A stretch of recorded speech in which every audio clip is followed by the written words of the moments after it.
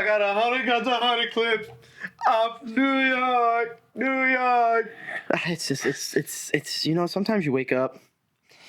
You just wake up feeling like a champion. And you feel like a champion. I want to, in honor of the New York Knicks winning the NBA finals and becoming the year 2026 NBA champs. Got the rhinestones and everything. Who is your AEW starting five? Brody King at center. Off the bat, I gotta have a big body center. I want MJF at the shooting guard because I need my shooting guard to be annoying as absolute fuck. Like, he just wants the ball all the time and wants to go get 30. Speedball Mike Bailey at point guard. I feel like he would share the love well. I think Kevin Knight at the 3. You think they'll work High well flyer. together? I'm thinking basketball. I'm not thinking friendship here. I'm just thinking pure hoops. Like the Lakers. Like if Mike Bailey throwing a lob, Kevin Knight pulling that shit down, and at the 4, more Kyle Fletcher at the 4. I feel like big body but athletic and go get some boards. Very nice. Welcome to Pod-A-Mania. My name is Eddie. My name's Dylan. And this is a weekly wrestling podcast. Most of the time. And what do we cover here, Dylan? We cover everything from Collision last week, Dynamite this week, and anything that might fall in between. You can follow the damn podcast at Pod-A-Mania Pod _EWL3 and at Bozo Dills. You can listen to us on Spotify, Apple Podcasts, in your car, at the gym. Maybe you're taking a walk through the city. Maybe you're enjoying the crisp air outside, or you're inside enjoying the AC. Whether or not, please hit that like and subscribe. Hit the damn bell. Get notified when these episodes go up. Sometimes they're late, sometimes they're not. Who's to blame for that? No one knows. It's a Friday or a Saturday. It is what it is. It's a weekly wrestling podcast. Most of the time. Some of you will catch on. It's almost like we have a tag and everything. But it's almost as if Summer Blockbuster 2 needed another sequel. Again, the second time. Oh, God. Collision happened last Saturday, and it opened with an unexpected Kenny Omega match. I personally didn't expect to see Kenny Omega. I had no idea I was seeing Pretty much until the week before, or maybe this week here on Dynamite, to address Zack Sabre Jr., but he addresses TDMK's Bad Dude Tito, which, kind of built like a brick shithouse. Yeah. I don't know a lot about the bad dude, sorry. Yeah, they get it right. The bad dude. This is Kenny Omega's first match since Stadium Stampede, and he looked great. He looks awesome. Very athletic. He doesn't look old at all. Both of these matchups, it's not the age that I'm worried about. He had diverticulitis. Damn it. He's fine. That's somebody else. Oh, my bad. Omega continually is quite fine at cutting off his opponent's offense. Bad Dude Tito did not last very long in this match. It was under 5 minutes. These two men went at it, angering the Bad Dude. Omega's power was just too much to be contained, eventually hitting the one-winged angel. It's exactly what you knew it was going to be. Yes, it was going to be a squash match, but I didn't expect Kenny Omega to wrestle on Collision, let alone the opening contest. So, very fun way to get me glued to the TV immediately. Post-match, Kenny Omega accepts Zack Sabre Jr.'s challenge for Forbidden Door and says MJF better watch out as well because he's... in the sights. I don't understand why no one can just be mad at each other in AEW. They always got to be mad at everybody. like us two have beef. Why do I still care about MJF? Fuck all y'all. All y'all can blow me. Me when my vape gets taken at the gate of a baseball game. I'm a piece of fucking white trash. I'm a piece of white trash and you took my vape. I'm going home. Well... You sang to the security guard, say my name. Say it. Say my full name. Say my legal government name. Kyle Fletcher is joined by the hunky dunkzilla. He's just such a hunk. Or Mark Davis. and Kyle Fletcher joined backstage. Say both of their full names, damn it. They were screwed by Takeshita, especially Mark Davis, the hunky dunkzilla. In that semifinals match, Fletcher has had enough of this annoying ex-girlfriend act that Takeshita is pulling, and officially declares that it's time to bring back the international title to the Don Callis family, greeted by Okada, who enters the frame, and he goes, Protokada! They're friends. They're like best friends. Yeah, Protokada has a reunion right in front of Mark Davis, so, dunkzilla, more like cuckzilla. Get in the chair. Get Sit down. Hey. Watch it. TNA owner right over there. What he said. What he said.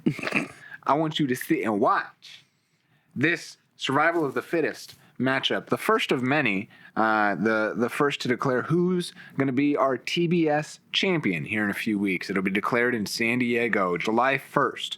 Hikaru Shida took on the real deal Zayda Steel, Dylan. And, Hikaru Shida just hasn't been the same since returning and teaming and betraying Chris Statlander. Yeah. Very aggressive. Zayda Steel does get some offense in. I do think having her in an opportunity like this is very, very good. Yeah. I love seeing the way that Zayda Steel's kind of slowly climbed through it pushes Ring of her Honor into Collision into exactly. With these main event competitors, Hikaru Shida has been here for a while. Yeah. While Zayda Steel kind of, still kind of getting her bearings, at least on the main roster. I think she has a well-equipped knowledge of the Ring of Honor talent. I think so too. When she meets people like Hikaru Shida, she eventually meets people. I think she's met Mercedes Moné before as well. I believe so. Where there's just something that she's just got to get to that next level. She's no doubt she's going to do it. She's like one or two steps away on the staircase. You can still tell it's a little fresh, but she's getting close. She's getting close to really getting that call up and becoming that next, hey, should we be giving her more time? Like how we were talking about Sky Blue recently. Yeah. Where it's oh, she needs more minutes. Now. It's very. It's hard. It's hard to pick who gets the minutes there with the AEW Women's Division, but ultimately, Hikaru Shida does pick up the victory over Zayda Steel. First of the many survival of the fittest matchups we'll see in this programming. Hikaru Shida looks strong going into this series of matches. Oh, yeah. I don't know who's in these series of matches, but I think. If you had to pick a early winner. Yeah.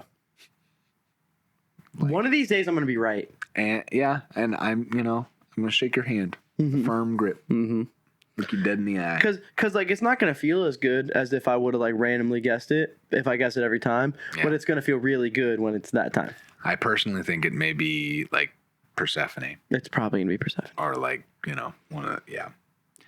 The Ops backstage, they are just by themselves. Anthony Bowens feels absolutely invincible. Sorry. Anthony Bowens feels invincible because Samoa Joe taught him to choose violence. Dude, I've been telling you for years to choose violence. Not on record. I don't think... on record. On video. I just said it. Violence will bring them to the top. You can use that in court. and back to championship gold is where, it'll eventually lead us. Where it got the Knicks, violence is, only how many people were arrested in New York during the celebrations? I don't know. Somebody got shot in Times Square. I wasn't there though. I was on 33rd and 9th. So I was away from Times Square, but if I was there, I would have stopped it. Bowens really Hero. I would have been a hero. Bowens is feeling unstoppable. He's feeling on top of the world. He's clapping for himself in a room of 4 people, and then that's as awkward as it sounds. Who could, but like, if It feels bad if when you're we're not your own biggest fan, then who will be? we are. Yeah, I mean, we are big proprietors of that. It's just the 2 of us in this room and you. And if you're in a fucking restaurant, I want you to put your hand in the cash register for no reason at all. That money's your money. That money's your money. Is what Hook is not, conveying here. He's basically really. I can't wait for all those audio spikes. Yeah, get used to it. Tensions rise between not only us but Hook and Anthony Bowens. He chump checks Bowens' attitude. Why are you acting like the leader? You ain't the leader around here. Nope, that's another guy. Sorry, wrong guy. When Samoa Joe's gone, you better talk to me nice. When this is about violence, you understand that. This is all about violence. You don't. No, you have the reins around here. I have the reins around here. Now let's go to get coffee. I know the best spot. I hated that. I hate it so much. If we talk to Hook, Can we shit on him for that? let's be like, hey, you want to go get coffee? Hey, do you know somewhere? the best coffee shop in LA? Hey, I'm gonna do it. You can record me doing it. I'll fucking wear a mic. I'll wear a wire. Go up the Hook. Hey, you got the best coffee spot in LA? well, You bugging.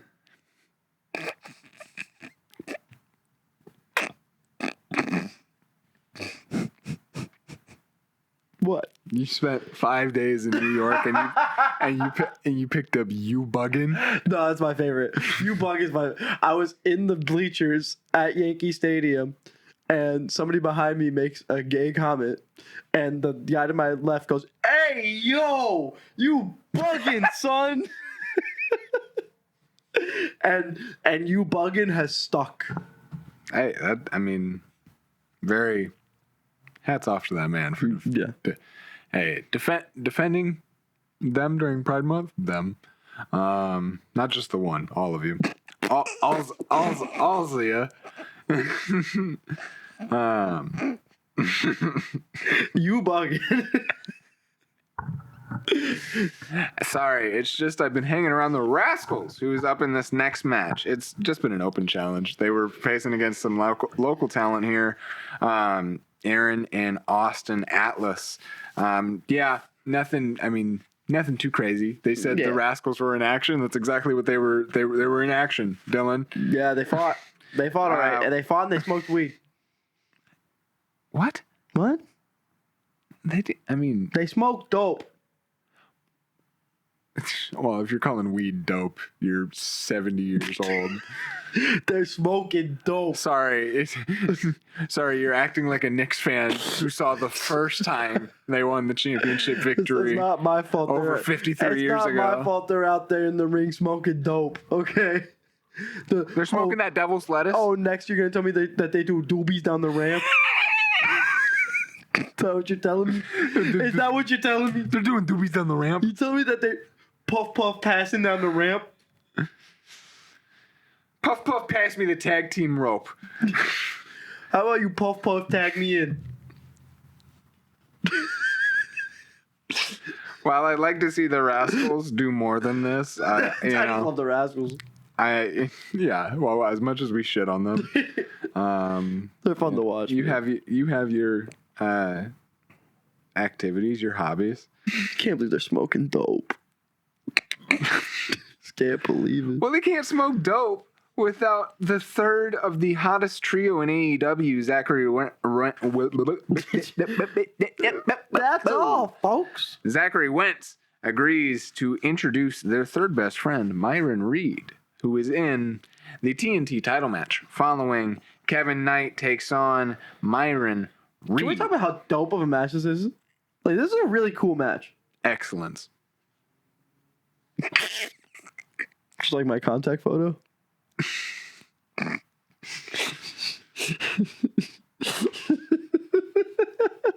Come on, you know that was good. You know that was good. I know who's not good. Kevin Knight, the people are immediately booing him right off the bat. The Jet, after all the bullshit he's put us through, they're just boo, boo. Fuck him. Fuck the two fly. Hey, no, I like the two. I still like the two fly. Bullshit. He's cool, man. Schiavonne's He wears black now. Oh, he's emo. He's in an emo phase. He's let the monster outside. The creature within. He hangs out with bad guys like Kyle Fletcher now. And you have to say his name, or whatever Hot Mulligan said. Schiavone asked the real questions here on commentary. Why would Kevin Knight join the Don Callis family? Don Callis, who is on commentary, replies, why would Michael Jordan play for Phil Jackson?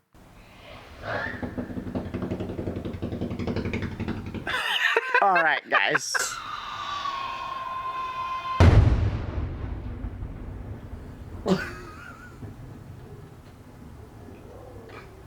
Should I go check on that? Should I go see if everyone's okay? Someone just drop a bomb in my neighborhood? Keep that in. Because that's crazy. I may have to cut the camera audio. That's nuts. Dude, you might have got that on the mics. Well, that too. But that was so loud. What the fuck, guys? That was crazy. Oh my god. That was crazy. Cody Rhodes is doing his entrance outside. Yeah, no, my bad. Batista just got here. Fucking A. Don Callis replied, sorry, I'm still not over it. At least no car alarms went off. Yeah. Don Callis replied, why did Michael Jordan play for Phil Jackson? Why did the Lakers play for Phil Jackson? Because they knew he could win championships. You're crying. I am. And so did Don Callis. He gets emotional talking about his new addition to the family. He does. His new son. My son, Kevin Knight. Okay, it is. I mean, it's fair to call Kevin Knight his son. At one point, Don Callis does say, Daddy approves, before Kevin Knight tries to go for a frog splash. Yeah, it's crazy. He's like up on the top rope and he goes, crazy. Daddy approves! Yeah, it's crazy. That's a little crazy, Don. Myron Reed gets some good offense here in the latter half of this match because Kevin Knight is very, cutting him off a lot in the beginning of this match. Relentless violence there from the two fly. Myron Reed earns a well-earned "This is awesome" chant after launching himself to the outside. I don't know if you saw this. He went for a cutter, sending Knight straight to the ground in front of the commentary table. And all I gotta say is just fucking ow. Yeah, owie. That hurt a lot. What?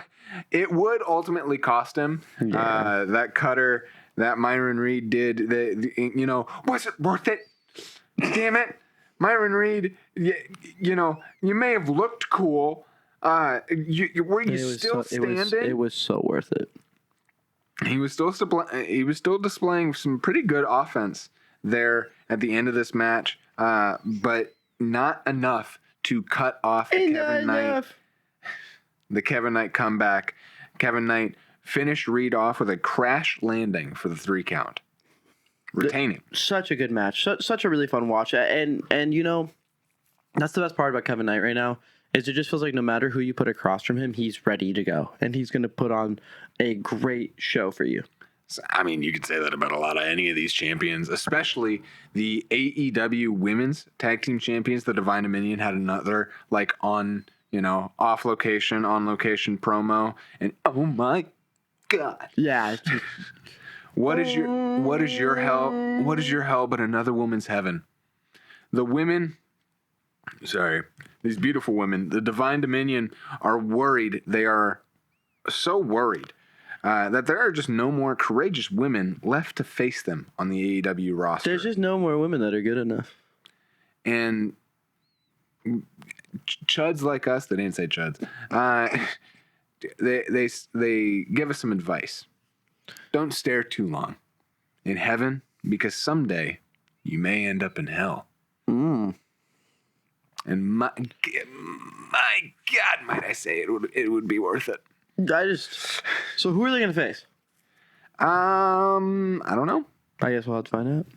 Some sort of demonic or angelic creatures. We'll see. Joshi wrestlers. I don't know if the Forbidden Door will open there for the 5-minute challenge. But Maya World addresses the Owen semifinal she has with Athena. She basically just says, if everything you taught me ends up biting you in the ass, that's on you. If truly, it truly is the opportunity of a lifetime of Maya Worlds. And since she is so on fire right now, her and Persephone could be on top of the world as the next AB contenders there for the championships in the women's division, the, TBS title and the women's title. Athena addresses her right after, saying that you're not the it girl.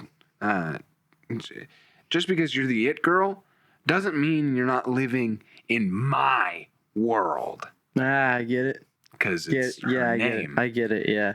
Athena then gets a pretty easy victory over Tiana James, and we don't have to go into detail too much about the violence and the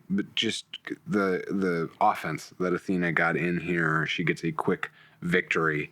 Athena gets a post-match attack there on Maya World as well, who tries to come to the aid of Tiana James, who was, grounded after the match.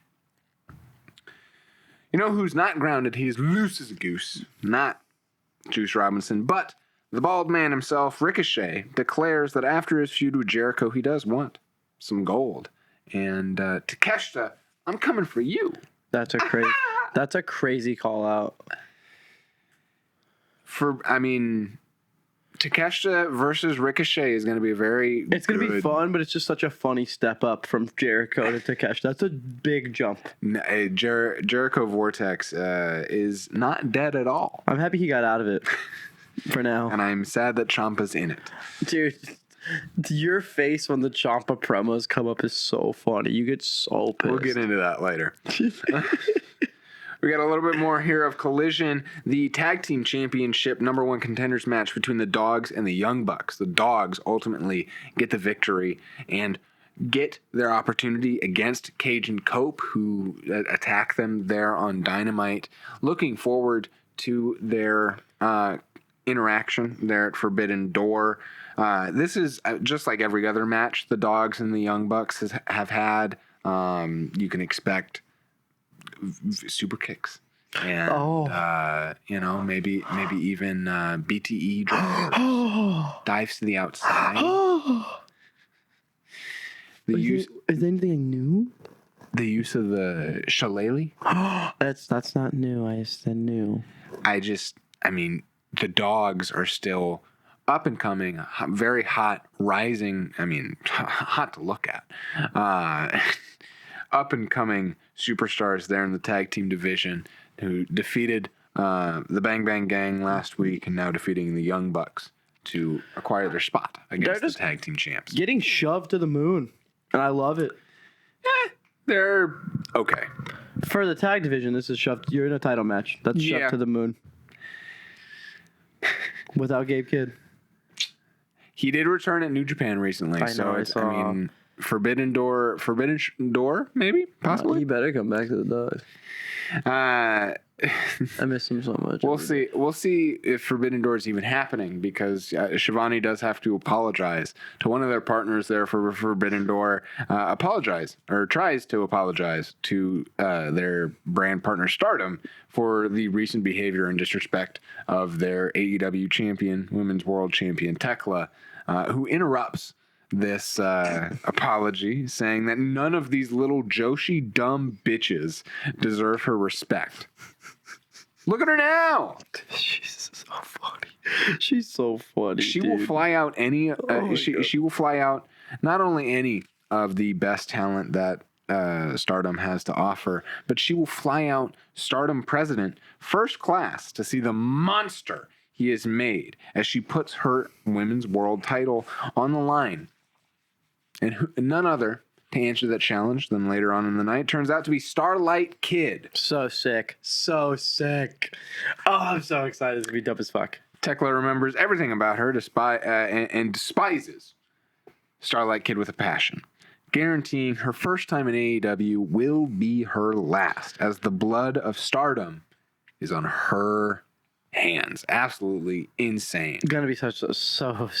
Very, very exciting. God. I know Tekla's probably going to take that victory, but I do look forward to watching that. I wish we would have got media passes and got to see that one in person.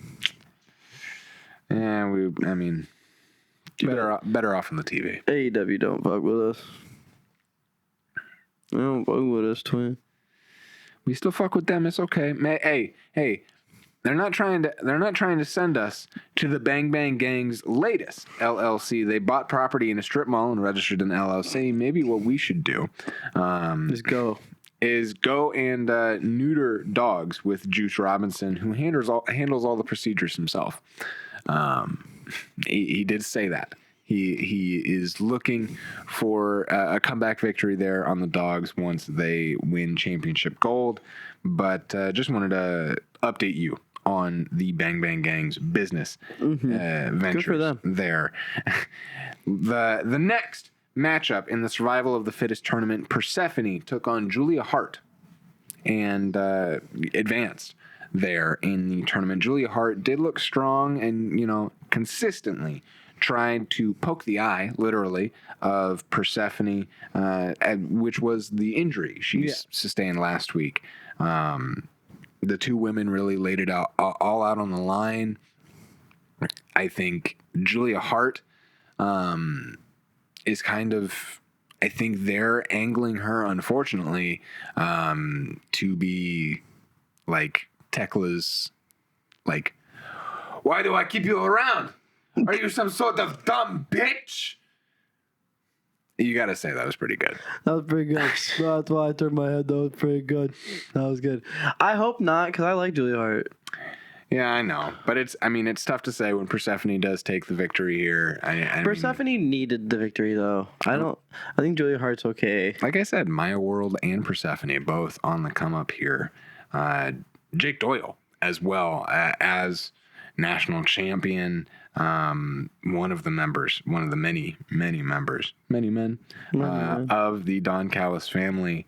One of the many men that Mike Bailey, Speedball Mike Bailey, insists on taking down before this matchup. Jake Doyle, he addresses Kevin Knight and the entire Don Callis family, saying that every family member, since Kevin Knight doesn't need him, he'll prove to Kevin Knight that he doesn't need anybody else, the conglomeration, Takeshita and Mystico, any help in defeating the Don Callis family. And that all starts with Jake Doyle. He fucking loses. He goes out there and fucking loses. Ain't that something? Jake Doyle does beat the ever-loving shit out of Speedball Mike Bailey. Fucks him up. It is a real size versus speed match here, and size wins. Yeah, unfortunately, David did not win against Goliath here. Goliath rips the poor Speedball's head off, and just it is undeniable the amount of power Dunkzilla, not Dunkzilla, but Jake Doyle has. Just makes you sad. Sometimes it makes you sad. It's what they once had, and now just the pure hatred that flows in that match when they are. And then the crap from Amanda show have a match. That ring when they are in together, but yeah, we are in our final main event contest of Summer Blockbuster 2 Electric Boogaloo. Mm-hmm. The Cincinnati street fight between the Death Riders and Shane Taylor Promotions, and holy fucking shit. It was awesome. So many table spots. The chair spot with Dana Garcia's face getting exploded. And then glass and tacks. Like they really went all out for this collision. Lot of blood, like what you don't expect to see from a collision main event. And they went hard, and the Death Riders they feel like they always have that edge in these usually. Yeah, but I mean the Death Riders do end up getting the victory here in the death match. I mean, their street fight in Cincinnati. We at one point they do point out how there are Cleveland versus Cincinnati. Who's the best from Ohio? And it's Akron. It's LeBron. What are we talking about? LeBron. I expect that in an edit. Hey, drop the LeBron edit. Death Riders do take the victory here Shane Taylor Promotions don't go down easy. No. Yeah, they do end up putting Jon Moxley in through a table using the Shield Power Bomb. Shield Bomb, Shield Middle Finger. Shield Bomb, Shield Middle Finger, oh my God. But it's not enough. The Death Riders just overcome with Benny Hill ass wrestling, glass and thumbtacks, and Little Army Men as well. I mean, that's what the Shane Taylor Promotions brought out. But just, shit. What more can be said other than this was awesome and overstimulating? Yeah. On to Dynamite. Normal ass Dynamite here. We figure out the teams for the 6-on-6 steel cage. They meet later on in the main event in a 12-man tag match for whatever reason.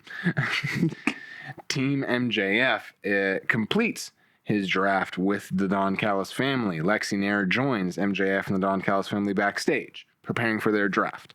MJF addresses the rather long list of competitors that he has on his back. Yeah, we know. It's fucking everybody. It's the Jet. It is a little bit of Andrade, Swerve Strickland, the recently married Will Ospreay. He prays to God that Will Ospreay makes it to Wembley because he wants to break his neck again.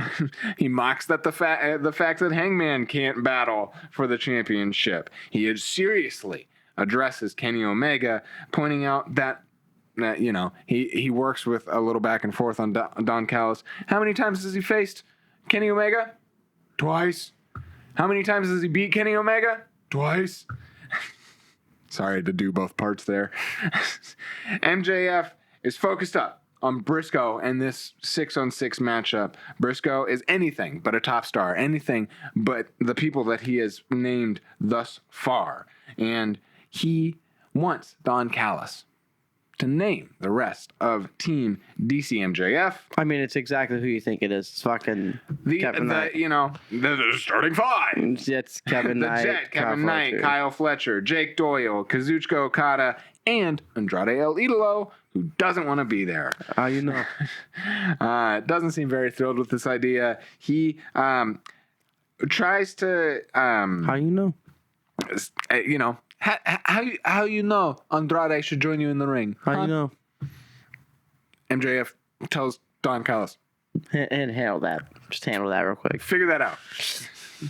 That is not something that is... Pointed arrow.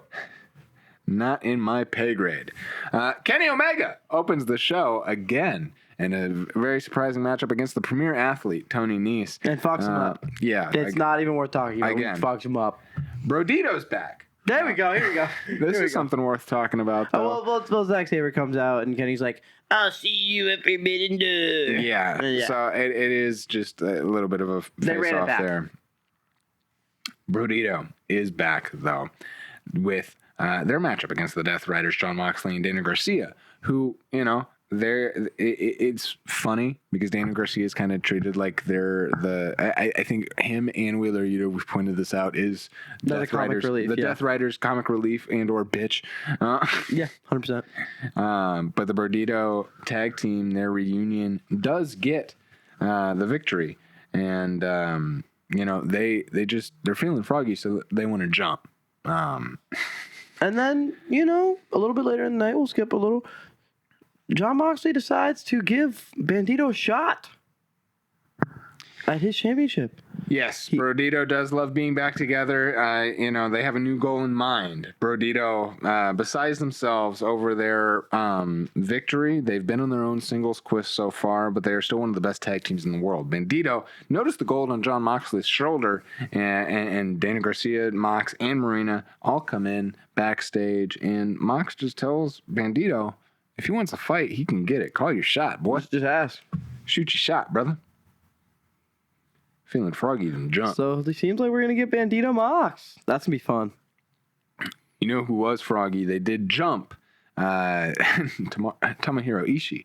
Protokada was backstage. Kyle Fletcher, Kazuchika Okada, they are more specifically reuniting their Team MJF. They remind us that not to forget their need to bring back the International Championship, but they also don't want us to forget who will not be wrestling with the conglomeration, the camera pan to Tomohiro Ishii on the ground, and I feel bad. Yeah, it was for mean. Uncle Tom. Why would they do that? Other Tommy boy, Tommaso Ciampa. Like I said, I'm annoyed that he is still doing this. He does has his whole, over 1,000 reasons that he could possibly hate Jericho. Can we just say it's the same promo? He just hates Jericho and like he doesn't want the 2026 Jericho with the puns. He wants the the braids? That's what Tommaso Ciampa said. He wants the innovator, the lion tamer, we've run this rivalry with like 3 different people. It's crazy because like every time they shit on Jericho's dick's just in their mouth the whole time, and they're commenting how good he used to be.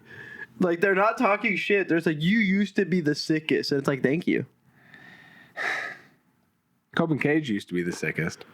They still are. One of them is. It depends on who you ask. They are trying to teach a lesson to these young whippersnappers, these old men. Cage does grab a microphone after beating down the dogs in their entrance. They address the dogs with their usual antics. David Finlay, his father, should have done everyone a favor and just let David run down his legs. Insane. Live on TNT. Wild. Cope jumps in, saying that what the dogs have done have been very impressive, and he understands why they do what they do. I used to do that shit. I used to do it 30 years ago. We were doing that, but then we were taught our lesson by the Dudley boys, all these guys, and they were chump checked by these veteran tag teams who had it all figured out. But they learned. Cope and Cage need to give this same learning curve to the dogs, delivering their old man knowledge and a whole lot of old man grumpiness at Forbidden Door. The dogs. Dude, Cope just needs to shut the fuck up. I know people aren't gonna like that take. I am so just not a fan of this Cope character. Just he's just like, we're old and we're still dope though. We're old and we're still better than you. Like, I just feel like all he talks about is how fucking old he is. It is impressive. It's impressive as fuck, and I get it. But also, like, it's hard. I think it's hard for me because Christian Cage is just so in his character, and Cope is just so himself. So not a character at all. It's just so not a character, and it's just a reflection of who he probably is as a person. And it's really funny because these two, like, they don't go together, but they do because of the history. And it's so, like, the dichotomy of these two is so fun to watch, but also, like, man, I'm happy and I'm excited that we get to watch this last run, but also when it's over, I'm not going to blink twice. Very true.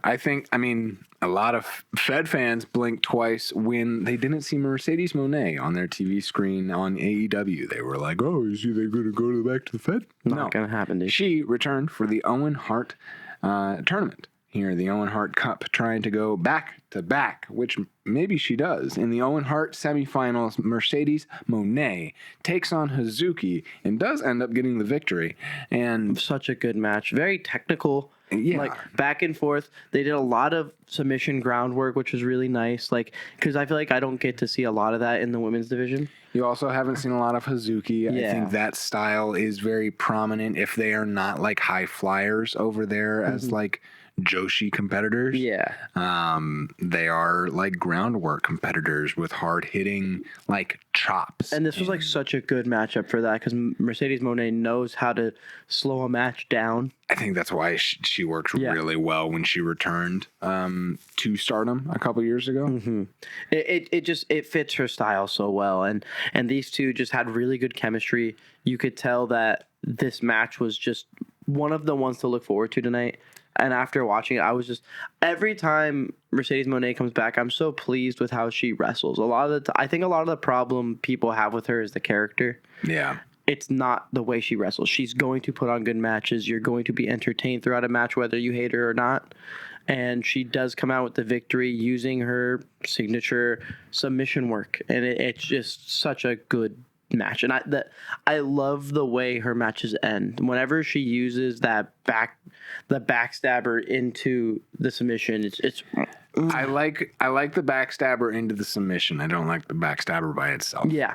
But this semifinals match does prove that we will either see Mercedes Moné versus Athena or Maya World. Both are going to be so sick, but my vote's Athena. Mercedes Moné versus Athena is going to feed families. Very nice. Very nice. Yes. And we'll see if Mercedes Moné wants to go back to back in the Owen Hart Cup. But we'll see who is going to win the men's Owen Hart Cup. The finalists, Swerve Strickland, Will Ospreay, meet face to face. And they just address their past, present, and future. They address what they've done in the past together by defending Hangman Adam Page to get back the championship from the Death Riders, and how Will Ospreay betrayed Swerve because he joined the Death Riders. And Swerve's like, I've always put everyone else in front of me. It's time to put me in front of everybody else. And so I'm going to take your World Cup, bruv. That's so funny. Him calling All In his World Cup is very... It's so cringe.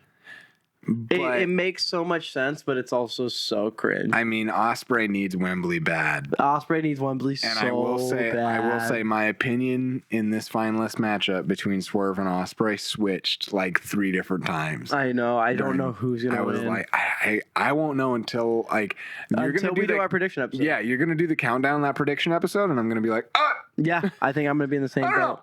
I think I'm in the exact same boat as you, bro. Persona. Bruv, I'm in the same boat as you. Persona wins. The Death Riders win. 10 limit draw. I'd be so pissed. I'm kind of pissed that this 12-man tag match happened. I understand. Yeah, we don't. Look, I understand the draft needed to happen, but did they really need to meet before we... Are they going to do the same fight, but in a steel cage, like at... Oh, no, they're contained now. Stupid. Just so stupid that they did this match. There was no need to do this. You could have done literally any other main event. There were some fun moments, of course. Team MJF did.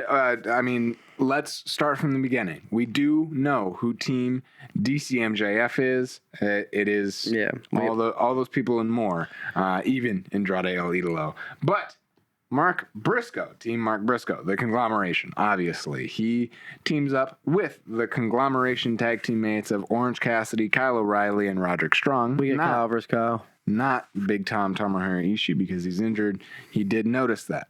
But in this, in this matchup and going to Forbidden Door, he calls upon former Don Callis family member, the Alpha Kanoshite Takeshita, as well as resident Kevin Knight hater Darby Allin. Yeah, I went 1 for 2 when we were watching this together. I predicted Takeshita perfectly, and then I said Mike Bailey because it makes sense. But they're like, nah, Darby Allin, because Darby Allin hates Kevin Knight. So Darby Allin just has to invade into my space at all times and never leaves me alone. I mean, it is very, you got to have some of these people that you keep for that Forbidden Door matchup. Yeah. Where you're like, and you may suspect in these like next week or two that some of these people may get injured. The conglomeration, they'll still do something what they did with Ishii. And, who knows? We'll see. They got to have a big moment. But in this big unnecessary 12-man tag team match to main event Dynamite, Team MJF and Don Callis win over the conglomeration. Which just shows that they're not going to win in the cage. They do this shit to piss us off. That's not necessarily true, but it does show... $5. Sure.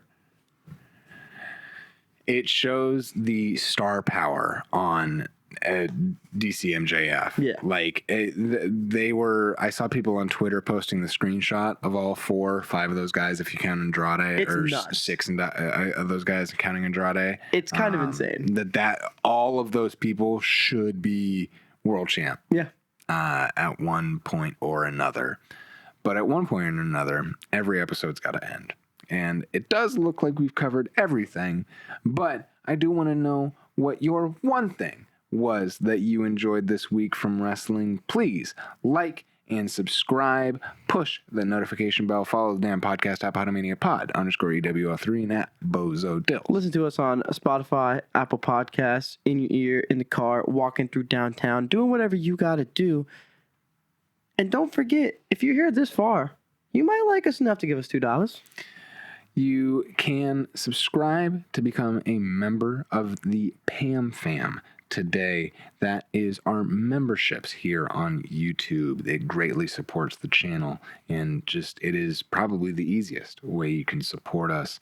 That content will be rebuilding here. Come join the Pamly family and see what we got cooking over here. Yeah, we'll definitely see what the Pam Fam's cooking.